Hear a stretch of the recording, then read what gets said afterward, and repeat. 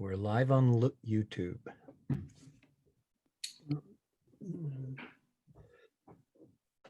Nine, 10, 11, 12. Yep, they're still all there, Stafford. It's just an old picture. Yeah, that's right.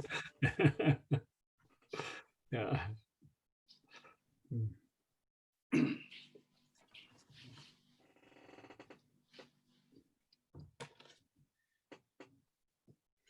I could make a comment that time is fleeting.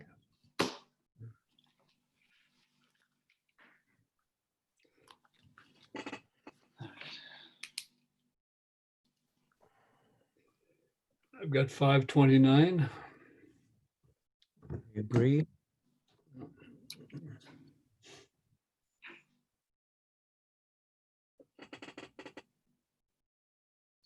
At 5:30, I go to the corporate officer, Lindsay, are we ready? Your end? I believe so. The live stream is operating and the meeting is open for attendees. Okay, good, thank you. This is the public hearing of Tuesday, July the 14th, 2020, reconvened on this day, July 21st, 2020 at 5 p.m. Good evening and welcome to the continued public hearing of July 14th, being held electronically as authorized by Ministerial Order number M192, Local Government Meetings and Bylaw Process, COVID-19 Order number 3. This public hearing is being held to consider zoning amendment bylaw number 106557 to allow for a cannabis production facility at 1037 Venture Way, official community plan amendment bylaw number 98527, and zoning amendment bylaw number 106558 regarding secondary suites, and zoning amendment bylaw number 106547 regarding short-term rentals. I acknowledge that we are meeting on the traditional territory of the Squamish Nation, and I now introduce council members present this evening. Councillor Anne-Marie D'Andrade, Councillor David Kroll, and Councillor Stafford Lumley. I am Mayor Bill Beamish and chair of this evening's proceedings. Councillor Ladwig, who is present for us for on the 14th of July, is not available to be present tonight. A public hearing is a statutory requirement of the Local Government Act. The public hearing must be held after the first reading and before the third reading of an amendment to a zoning bylaw and official community plan. All persons who believe their interests are affected by the proposed bylaw amendments shall be given an opportunity to be heard on the matters contained in the proposed amendments or to present their written submissions to the corporate officer before tonight's hearing is adjourned. Under the Local Government Act, the chair of a public hearing is entitled to make procedural rules for the conduct of the public hearing.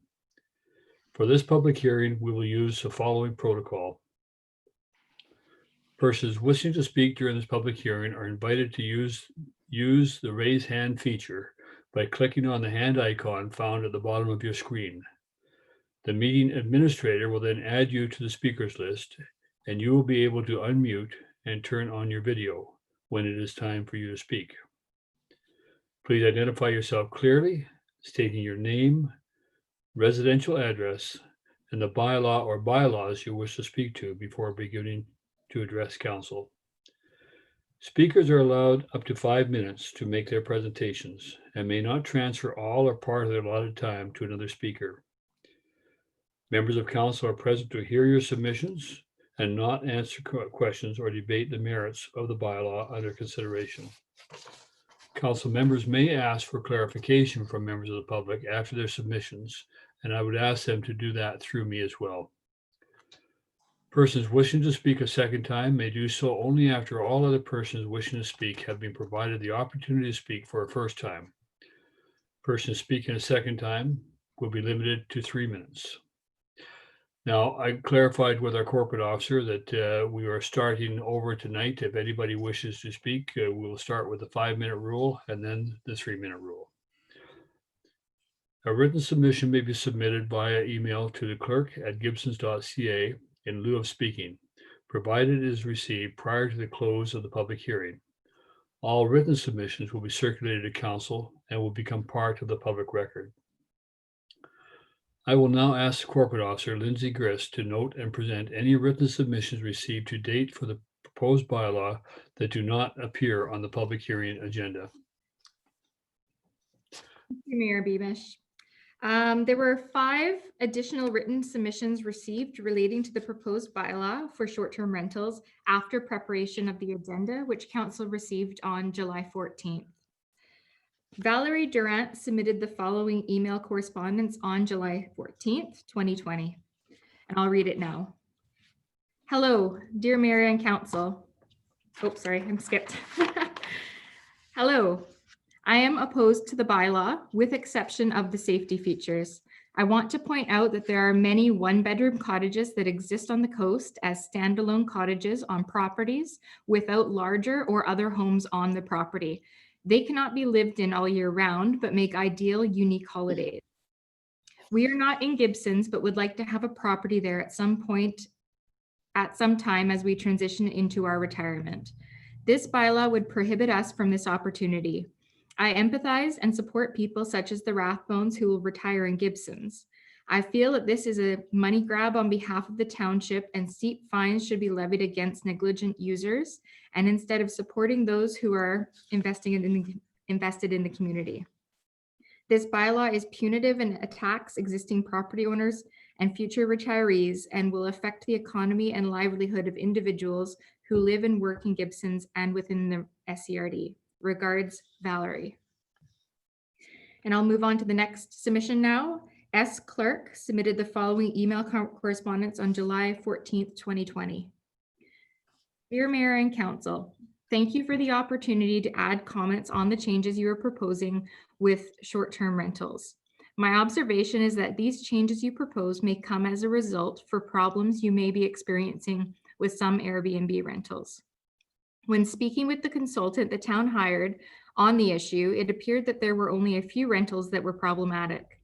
I am wondering why there isn't a focus on enforcing for those and a way to shut them down if they continue to cause problems.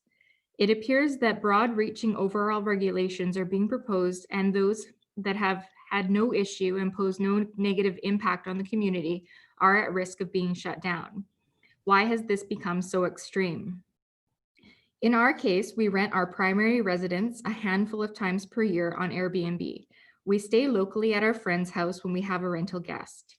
In doing so, we don't displace any long-term rental opportunity. We are close by and in regular communication.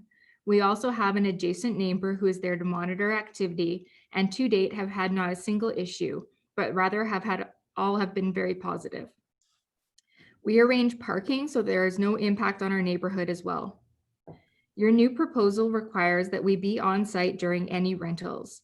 Having had no issues not being on site and having not displaced any long-term housing opportunities, we are confused by new rules that would no longer allow us to offer our home occasionally for short-term rentals.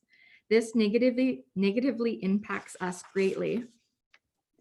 We actually recently paid our tax bill from the account we have from Airbnb rentals. It also helps us maintain our home and pay for some repairs from time to time. We are aging and this small additional revenue takes the edge off us financially to be able to afford to stay in our home. We urge you to reconsider the requirement to be on site during a stay, but rather revert to what you previously considered, which was that it be our primary residence and that we have local management of it. Our guests are a major benefit to the town as well. They shop and dine out more frequently than we do, and we promote local businesses by giving them recommendations of where to go and what to do. We are their personal concierges. During a time of economic loss because of COVID-19, this is most welcome to our community as it also supports local jobs that tourism creates. We do not understand how our responsible activity providing occasional short-term rentals in our primary residence without issue, and these benefits to ourselves and the town should now be no longer allowed. By doing so, you will remove about $6,000 per year from our household income, which we need, and we don't see how you are supporting us by doing so. It appears those that are causing the problems have destroyed those that are not. We strongly urge you to support those like us that have no negative impact and support the benefits it has for our family and our town. We love living here, and it has been a great to introduce new people to Gibsons in this unique and positive way. Please recognize this and adjust your proposal to support us and others like us. Respectfully, S. Clark. And the next submission from Deb Mowbray submitted, she submitted the following email correspondence on July 14th, 2020. Hi there, I'd like to submit the following. On behalf of the Chamber of Commerce, I'd just like to say that in September of 2019, we polled our members whether they were for or against the changes to max 2-bedroom in a rental and manager owner must be on site. And our response was 72% of folks were opposed to those changes. Rental, so I know what it is like. And I don't think that having no vacation rental houses is the answer necessarily, but I do think that they would need to be taxed accordingly. If a property is operating commercially, then why can't we be taxing them accordingly? And then at least our community benefits. As a realtor, I just have to say that it would be nice if all of the municipalities work together to keep these bylaws consistent. It is confusing to have to differentiate what rules pertain to what geographic area. Thanks for listening, Deb. And the next submission from Rita Kutsodamus submitted the following email correspondence on July 21st, 2020. Dear Mayor and Council, I am writing as a resident of Gibsons in favor of the proposed bylaw to regulate short-term rental accommodation. We live in Lower Gibsons in the Bay Area, where quite a few short-term rentals have popped up in recent years, including the house directly across from us. The current draft of the bylaw addresses some of the most significant issues surrounding short-term rentals. That is the commodification of housing at the expense of affordable housing and the impact of noise and nuisance tenants on adjacent neighbors. My understanding is that council heard back from a number of residents who were against the bylaw, presumably as it would impact their short-term rental businesses directly.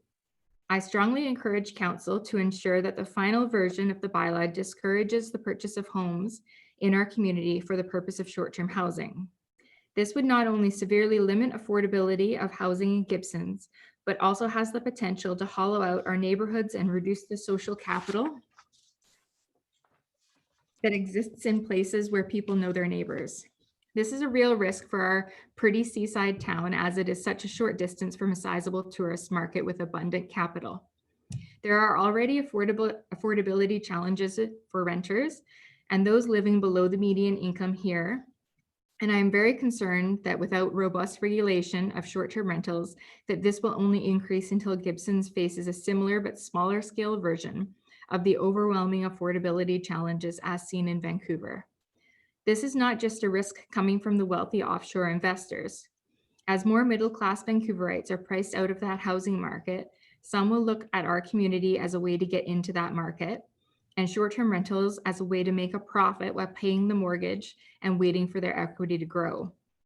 This is the case with the owner of the house and short-term rental across the street from us, and I've had several Vancouver friends and colleagues who have expressed an interest in investing in the housing market in Gibsons for the purpose of building equity and sitting on the house until retirement. As much as I'd love to have my friends move here, I do not believe that it's healthy for our community to have absentee homeowners and online services like Airbnb make this type of investment very easy and attractive for buyers from off coast. The other issue of noise and nuisance tenants is well addressed in the current draft of the bylaw. Across the street from us, the majority of visitors are fine. However, there have been a few raucous nights, and because the owner lives in Vancouver, we had no idea who to call about it. On at least one occasion, the police were called, which shows how absentee landlords create a drain on our police services for what should be addressed by the rental owners. Overall, I support the bylaw as currently written. However, if council is worried about the opposition, I would suggest an amendment that grandfathers the current owners of short-term rentals who live on the Sunshine Coast and compels current owners of short-term rentals who do not live in our community to post a local contact that can immediately address issues from arising from nuisance tenants. Council may also want to make some allowances for people who are renting their homes on a short-term basis while they themselves are traveling. For that group, I would suggest that they have to prove the home is their primary residence for the majority of the year, possibly 7 months, and that they must provide a local contact to address nuisance tenants before being provided with a permit to allow short-term rentals.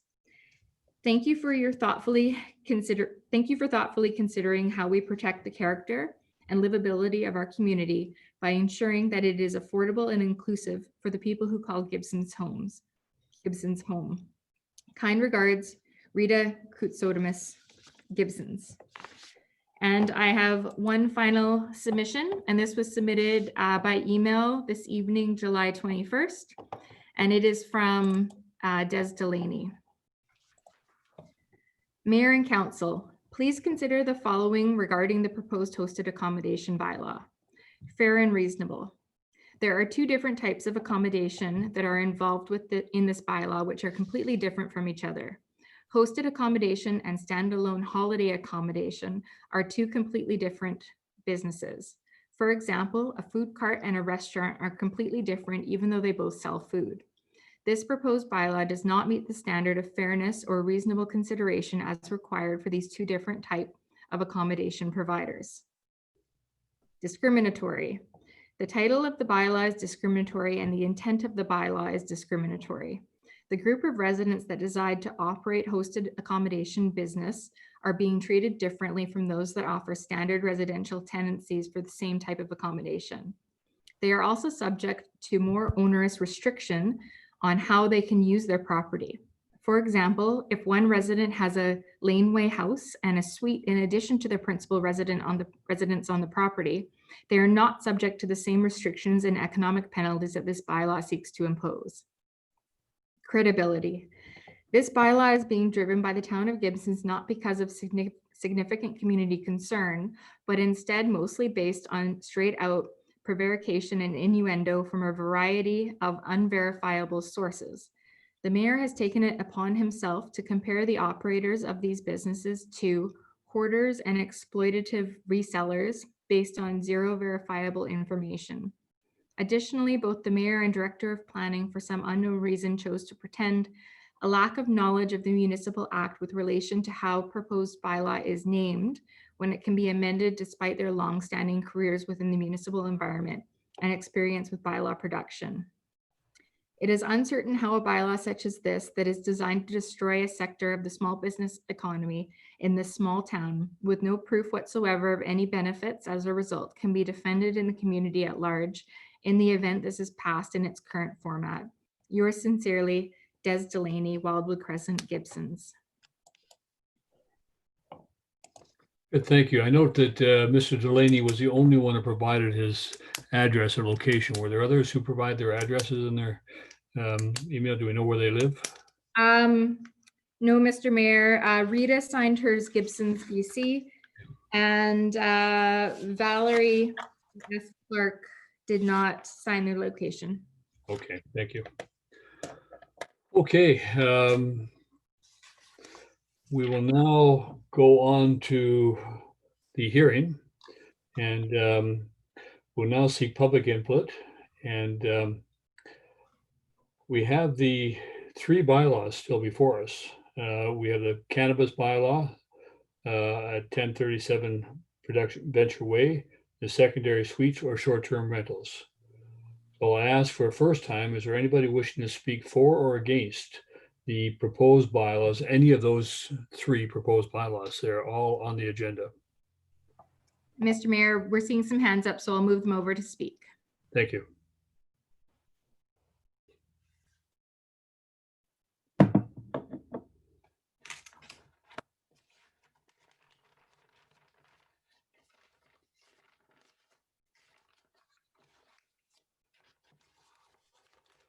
Okay, Mr. DeRochers.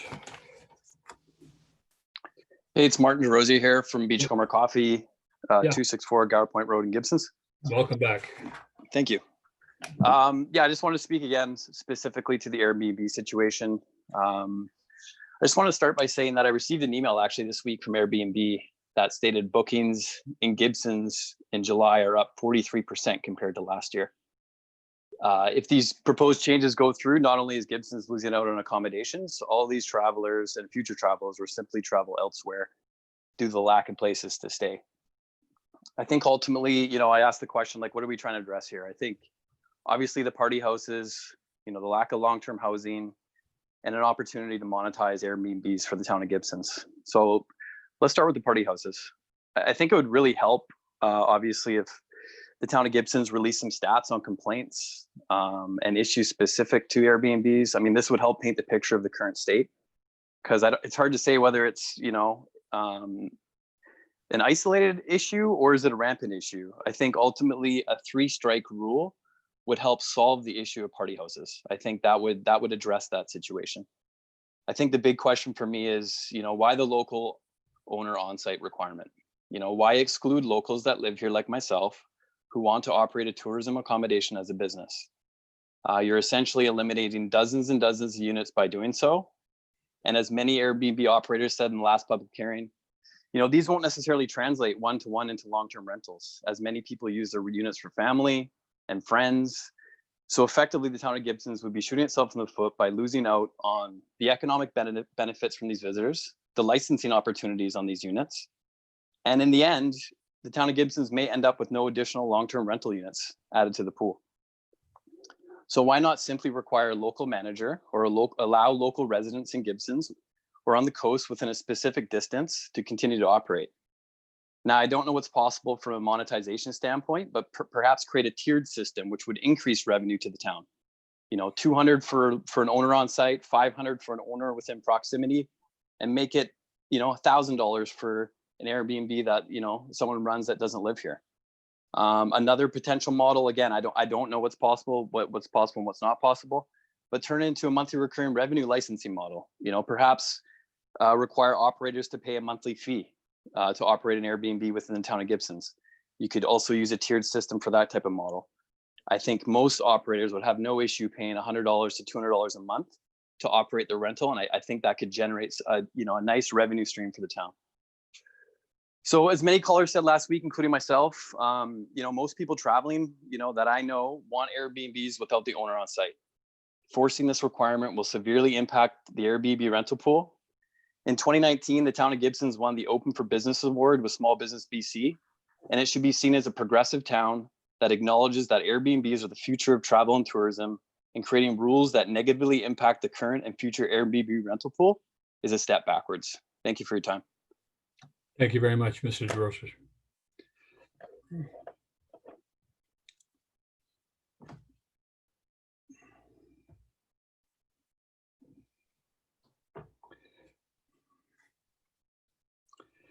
Mr. Beadle, welcome back.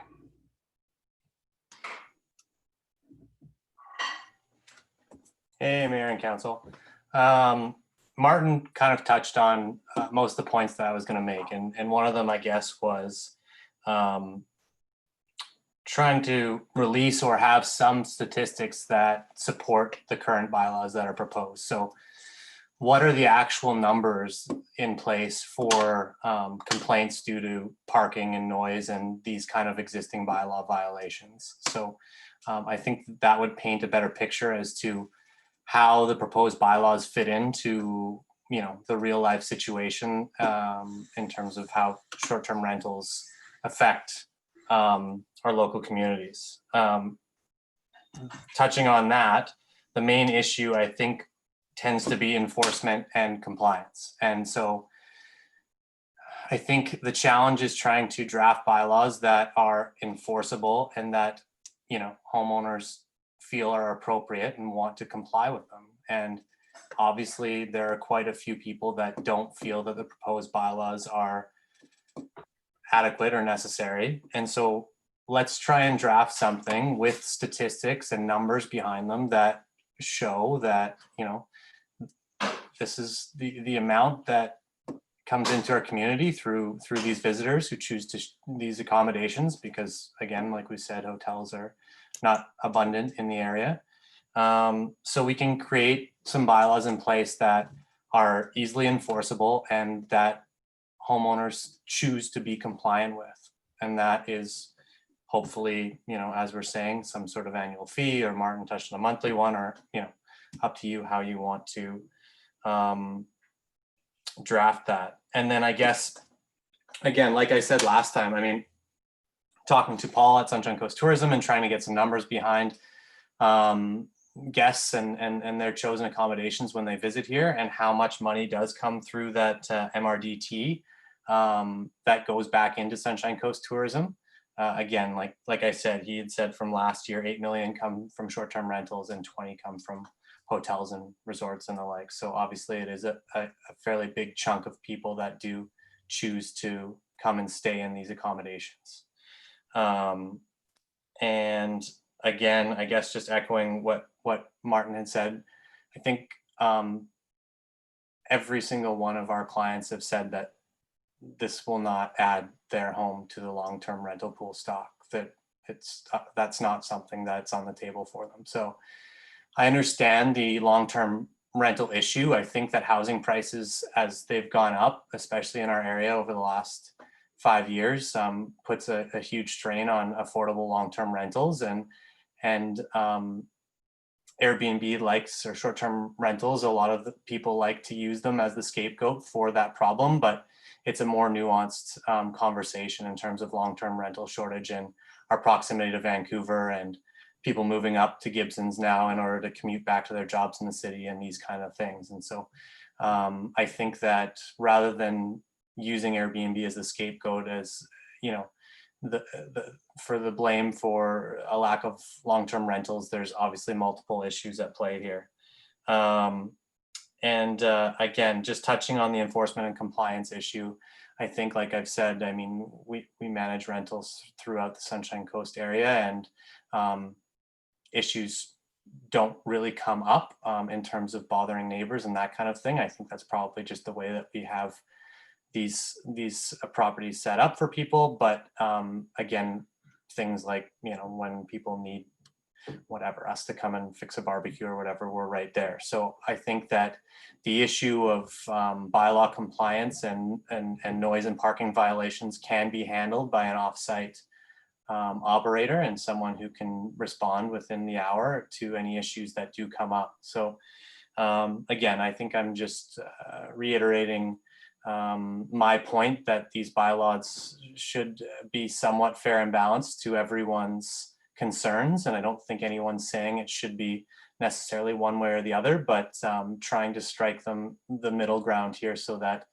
obviously property owners get to enjoy their homes and their properties and aren't bothered by nuisance neighbors and that kind of thing, but also that neighboring property owners and homeowners have the option to rent out their home if they go on holidays or visit friends and that kind of thing. So again, thank you for your time, and I appreciate you listening to us on the subject here. Thank you, Mr. Beal. Is a question? Councillor Kroll, you have a question? Thank you, Mayor Beamish. I'm just wondering, Mr. Beal, how many properties do you manage? Across the Sunshine Coast right now, I believe we manage about 5 or 6. Some of those right now, due to COVID-19, the homeowners didn't have them open for a while, and then kind of decided to come up and use them for their personal use because they're in the city, and then other people who are local, again, just, you know, have you know, kind of come and gone on things. So but yeah, probably 5 or 6 of them that we manage ourselves, and that's my partner and I. Thank you. Mm-hmm. Thank you very much. Thank you.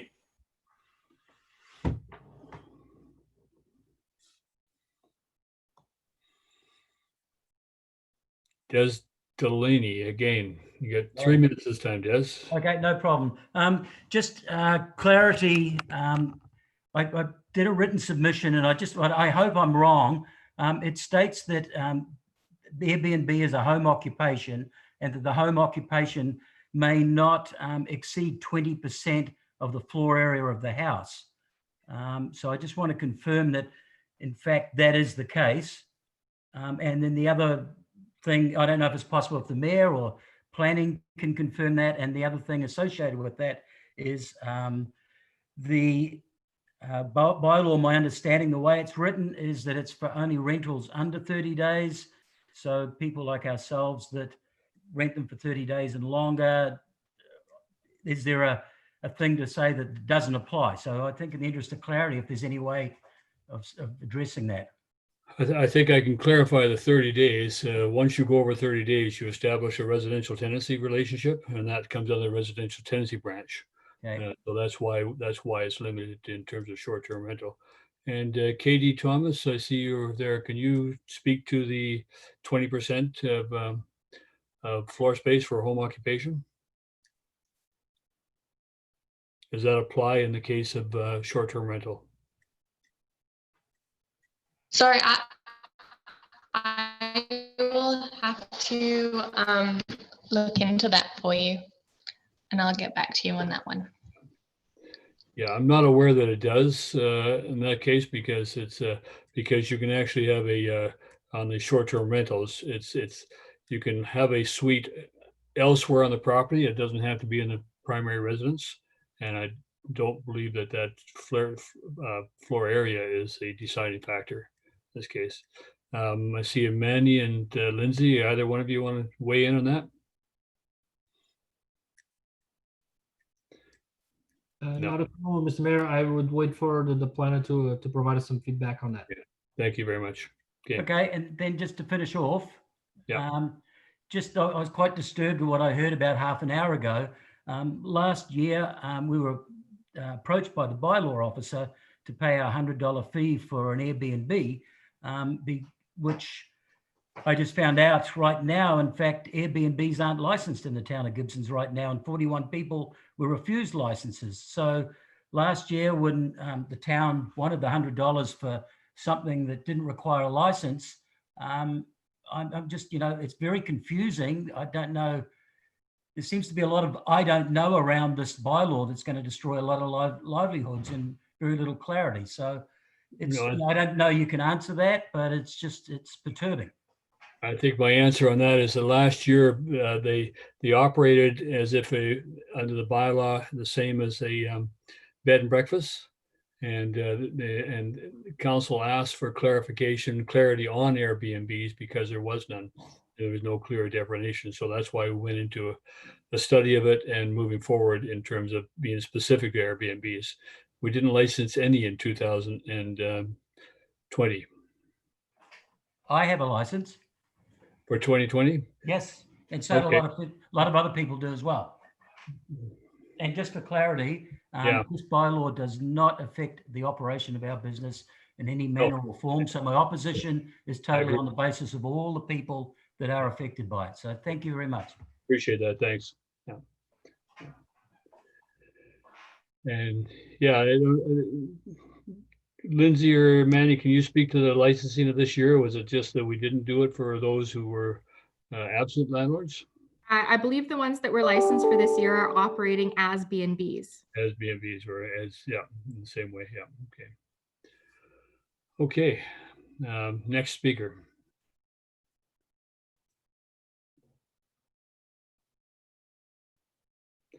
William Baker.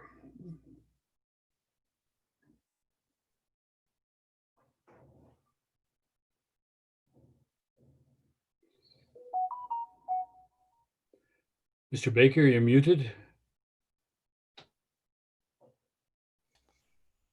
Okay, You can hear me now? I can hear you now, yes. Okay, great. I particularly wanted to address the issue of requiring a host on site. Yeah. My family and I over the years have rented short-term rentals, Airbnbs, homestays, and we frankly look for host not being anywhere near the site on the property. We enjoy the privacy of the host not being around. And I'm just wondering why we would hamstring and penalize those in our community who are not able to be, on the site when they have an Airbnb. And I just think it's not necessary. And I think it's a competitive disadvantage for those like me who really would look for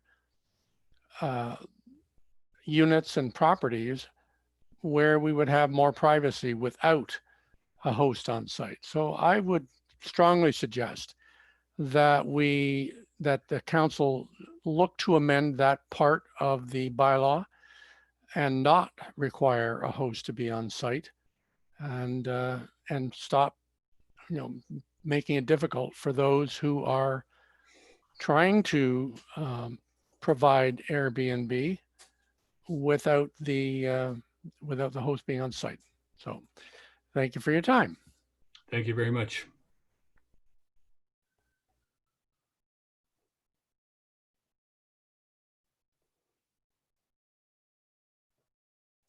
Dave Savard. Good evening. Good evening. You guys can hear me good? Yes, we can. Thank you. Yeah. Well, I'm Dave Savard, and I called in last week as well. And I still live at 455 South Fletcher Road in Gibsons. Yeah. And yeah, I guess we have a place up at 962 Cemetery Road, but I guess it's on the border of Gibsons and SCRD, so it's not really relevant. But yeah, I wrote some thoughts about the bylaws and like to share them. Thank you. It might be opinion that's unpopular, but I'll go ahead and tactfully share it anyway. We do not have an affordable housing problem in Gibsons. I feel that what we have is an entitlement issue. What I'm saying to anyone who can't afford to rent or buy here is this: maybe look to move somewhere else where you can afford. My wife and I made a conscious choice 7 years ago to move our young family here because it's the most beautiful place in the world and we could afford it. And I think that whether or not you've been here for generations or you've just moved here and are unable to afford it, to rent or buy, my advice is the same. You should move somewhere you can afford. The people who are calling in and writing and complaining how they've lived here for years and now their children who were born here can't afford to live or buy here are forgetting to mention one very important thing. The home that they purchased 20, 30, 40 years ago for $50,000 is now worth $1 million or $1.5 million. I'm willing to bet that this is a part of the changing times that they happily accept. Demanding that your children have the same affordable opportunity as you did all those years ago while you're sitting on $1 million of equity shows your entitlement. Making a conscious decision to be here means you're choosing to live somewhere very, very desirable and extremely expensive. Demanding that bylaws are made to accommodate you as a renter is ridiculous, and it's the same as complaining that you have to take a ferry to leave here. None of these challenges have snuck up on anybody. You knew what you were getting into. Their entitlement is also showing. We've made many friends here who are both local and have moved from everywhere else around the province.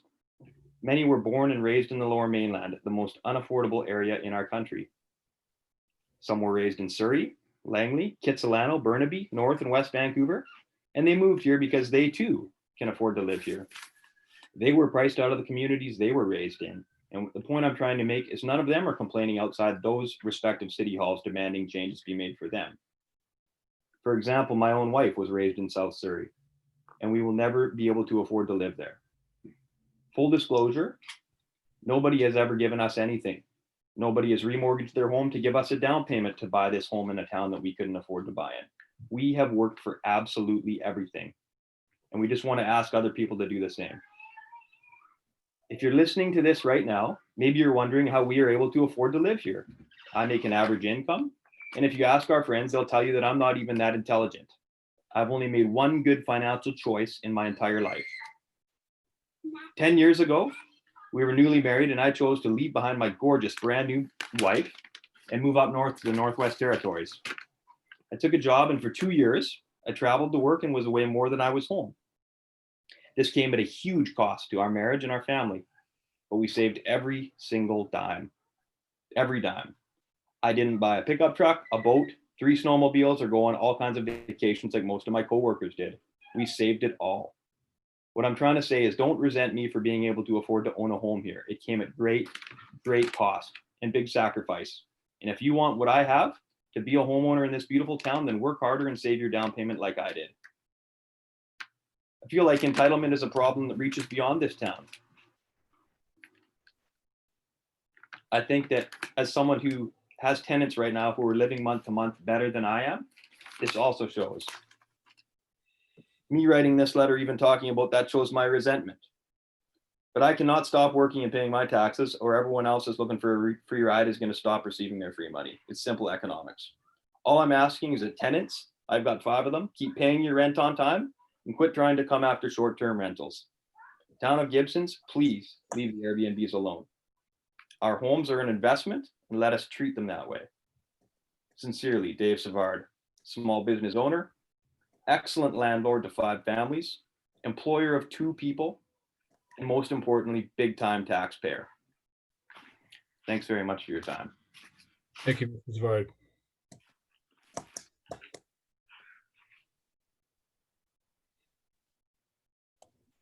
And Mr. Mayor, I do have an answer from the planner on one of the previous questions, if you'd like to hear it at this time. Yes, please go ahead. I've looked into the bylaw. The bylaw amendment amends the home occupation regulations, and that removed the bed and breakfast from those regulations. We then have a specific new section on regulations for short-term rentals, and that does not define a short-term rental as a home occupation. Thank you very much. So it's not affected by the 20% rule then? That's correct. Thank you very much. Thank you. Mr. Delaney, that was for you. Thank you. Suzanne Singer. Hello, Mayor and Council. I had no intention of speaking at this public hearing. I was really just listening in, but that last comment, oh my goodness. The idea that, you know, our kids don't have a right to live here or don't have a right to affordable housing where they grew up in their hometowns, or that we should all move somewhere that we can afford. I feel shocked by that idea. I feel shocked by the idea that we, as local citizens of our community, would be described as being entitled by wanting to have access to affordable housing. I fully support this bylaw. I respect the work that the town of Gibsons has done to create it and develop it. I understand there are still issues and that you'll have to work out the kinks. But I just, you know, there is an affordable housing crisis in British Columbia, and we all have to do our part. As a taxpayer, as a landlord, I'm literally sitting in a cabin that I, you know, have created for affordable housing that I'm not using for Airbnb. I just, you know, we have to, we're a community, we have to work together, and we, I really encourage you to keep going on this bylaw. Thank you very much.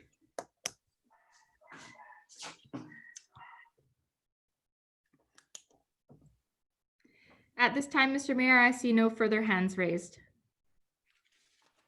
Okay, I will call a second time. Is there anybody wishing to speak for or against proposed bylaw for cannabis production at 1037 Venture Way, secondary suites, or short-term rentals?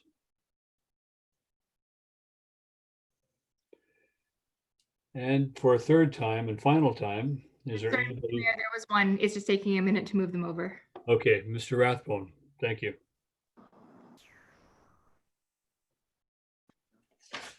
Hi, can you hear me? Yes, I can hear you. Thank you. Hi, it's Tammy Rathbone. Thank I know my husband spoke last week. Hi, Mayor, Council. Thank you very much for taking this. Sorry, Dave's comments were fantastic. He came here, he worked hard for his homes, and I absolutely 100% agree with him. There is a sense of entitlement. Sean and I came to Canada 20 years ago with nothing, with a suitcase, no help whatsoever. And we have worked for 20 years non-stop to make our dream home. We work, no matter what hours they are, we work them. We bought our dream home, and I do not believe anyone is going to rent our dream home on the coast for the amount of money we have paid for it per month. They cannot afford it. Not many people can, hence we rent it out short term. At the same time, I want to just say the people we rent it out to, we stay there as much as we possibly can. When we cannot, we rent it out to people who are families. The last people we rented out to it was a gentleman who just lost his wife to cancer, who had actually booked with us just before COVID and passed away in May. We honored his reservation because we did close our doors for a while to respect the people in Gibsons with the rules and the regulations of COVID. And we took him and his family, his children, to our home, which helped heal him. We've had many people who have had illnesses, deaths, or just wanted to rejuvenate and be together. And the most amazing feeling has come back to us from what we have done and what our house brings people. No one has complained about us, no neighbors, nobody. We have generated incredible income in the community. We refer everyone to all the restaurants and to everything. During COVID, we encouraged everyone. We closed our doors and we stayed there ourselves for a long time. But we encourage people to respect the community, the noise levels. We've never had an issue, but we generate a lot of income in Gibsons. Our cleaners, our gardeners, everyone there is amazing. Any problems that occur on our property, they will help us. We pick up the phone and either we are there or they are there and they will help us. We have never had any issues whatsoever. To shut us down would be, I cannot even begin to tell you how emotional this makes me, because it takes away every right we have.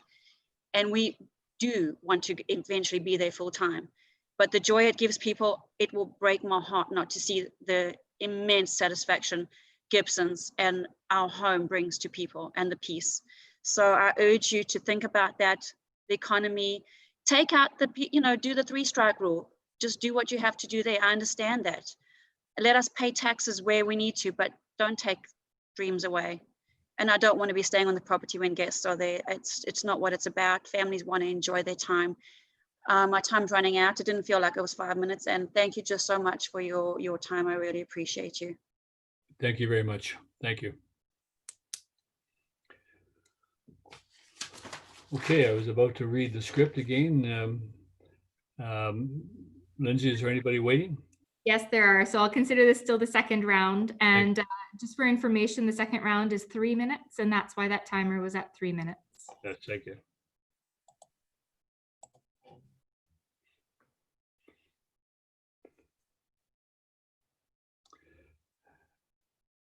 Mr. Beadle. Hey, back again. Sorry, I just had one more statement just to touch on that last person. So I just wanted to give an example, because we also do like to travel with Airbnb, and one of the bookings that we're hoping that we can do is travel up to Naramata and the Okanagan later this year, hopefully later in September. And the gentleman that we're renting a full home off of has a child who is at the Children's Hospital in Vancouver. And his message for his rental is that, he's now living in Vancouver, a single dad with 2 kids. So his child can get the treatment that, they need. And the way that he's able to pay for his home while he's doing that is to rent his home out short term. I don't think he knows how long he's going to be away for. So these are the examples of sometimes what people need or choose to use this service for and rent their home out short term. And I think and I hope that these bylaws can be worded in a way that someone such as himself doesn't have to operate illegally or beyond bylaws in a situation like that. And I think to me that makes a great deal of sense. So I just wanted to add that story. It just came to mind when the previous speaker did speak, and for context, I thought I would add it. So thanks very much for your time. Thank you very much.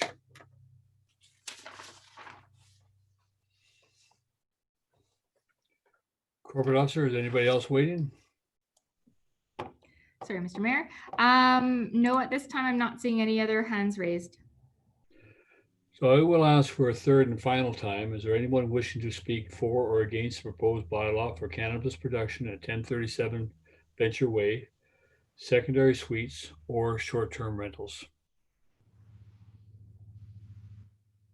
And I'm not seeing any raised hands, Mr. Mayor. Okay. I will now ask the corporate officer to present any written submissions received during this public hearing tonight. Thank you, Mr. Mayor. I've received 2 submissions during the course of this hearing, and I'll read them out now. Thank you. Dear Mayor and Council, my family and I have stayed in Airbnbs and homestay all over the world. It provided us with affordable rental units in areas that hotels either didn't operate or were not available. We always looked for properties that did not have the host on site. We strongly preferred units where we had complete privacy, and that meant we didn't want the host on site. It is a negative selling feature to require that the host be on site. Why would the town of Gibsons intervene into the marketplace with rules that create a marketing restriction and thereby impair our citizens' ability to be competitive in the short-term rental marketplace? I strongly urge council not to adopt this bylaw for short-term rentals, or at least amend it to not require the hosts be on site. That's from William Baker, Oceanmount Boulevard, Gibsons, BC. Yep. And the final submission. Hello, I wish to comment on the proposed bylaw for Airbnbs. We live in Vancouver, but have a house in Gibsons, which contains a long-term suite, a short-term rental suite, and a short-term rental suite. When we purchased the house, the suite that we now use as an Airbnb was vacant, and the house was decrepit and an eyesore in the community. We invested a lot of capital in upgrading the property and therefore increasing the property value for homes around us. We purchased the house as a vacation home for ourselves, and when we are not using it, we Airbnb it. Our neighbors are all well aware that we run an Airbnb, and we have never had any noise complaints or any issues with our guests.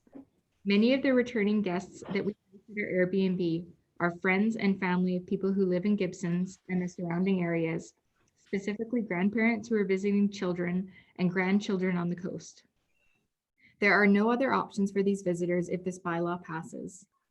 When our long-term tenant moved out last year, the suite, which is very affordable, sat empty for 4 months until we found a qualified, reliable tenant. Thank you for your time, Robin. And at this time, Mr. Mayor, I believe, let me check. Yeah, that is all the submissions received.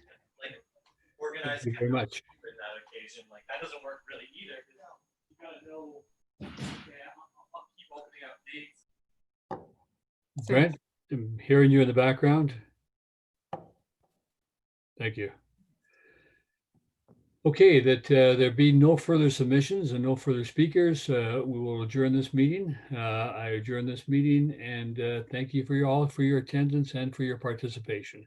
Thank you very much. And council, I will see you at 7 o'clock. Thank you very much. And for those who are interested, this bylaw is on the agenda tonight, the council meeting, which begins at 7 o'clock. Thank you.